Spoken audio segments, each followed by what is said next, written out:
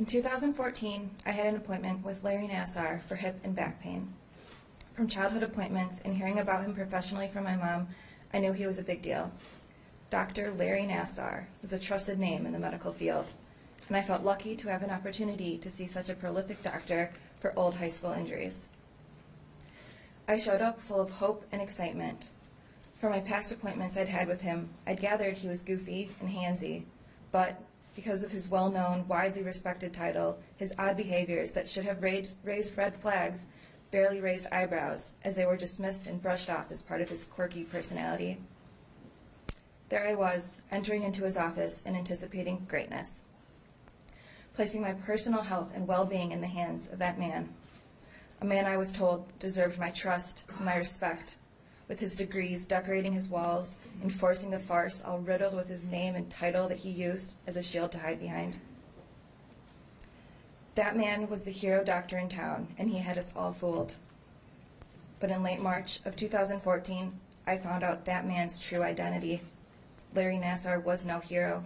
He was a villain. At the end of a long and tiring appointment, that man sent his resident out of the room and then stuck his hand up my shirt and down my pants. He sexually assaulted me in spite of my protests and would not let me leave until I agreed to come back for a follow-up assault. It was terrifying and disgusting, and I spent days in shock from the violation I had experienced at his hands. I knew he was a praised doctor, a healer of Olympic gymnasts. He was the miracle worker, Larry Nassar, and he had just abused me on his appointment table. I didn't know who to tell, and I was scared no one would believe me. Sometimes I even had a hard time believing myself, but at the end, I knew I had to report it. He was so smooth and so calculated at that appointment. He used his position of power, his reputation, and his stature to make me feel special and comfortable, and then he sexually assaulted me. I could not let what happened to me happen to anyone else. After finally finding the courage to make the call, I contacted a doctor I knew worked with Larry Nassar and told him my story. It was uncomfortable and embarrassing, and I felt like throwing up the entire time, but I did it, and I hoped the worst was over with. Dr. Covan thanked me for coming forward and told me we would be in touch soon. It was hard telling my story, but I could rest a little easier knowing I was helping protect future potential victims. I waited to hear back from the university for days, and then weeks, and I started to feel uneasy again. I started to give up hope, and I worried my words hadn't been taken to heart. Eventually, I did get a phone call from Christine Moore at MSU's Office of Institutional Equity, and I started to feel hopeful again. She asked to hear the details of my complaint, and when I started to explain exactly where Larry put his hands without gloves or another person present in the room, she wanted to meet with me in person immediately. I again relayed my story to her and a police officer, and I thought maybe this time I would be taken seriously. They seemed to be horrified by the details of the sexual assault I had experienced and reported to them in no uncertain terms.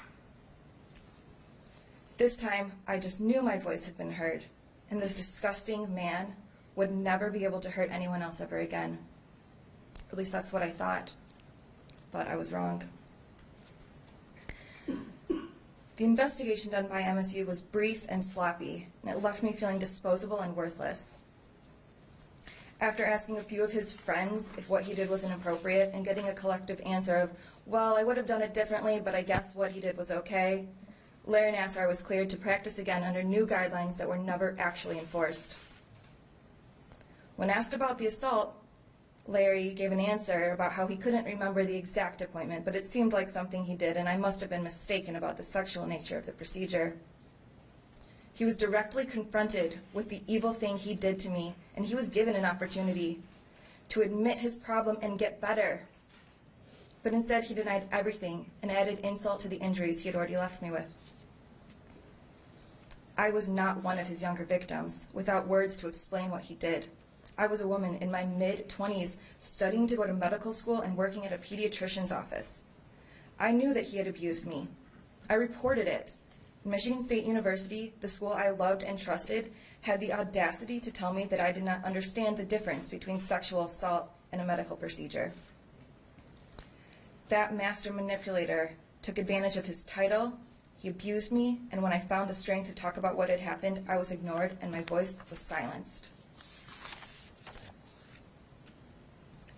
I spent years trying to get over what happened that day and the damage the investigation did to my life.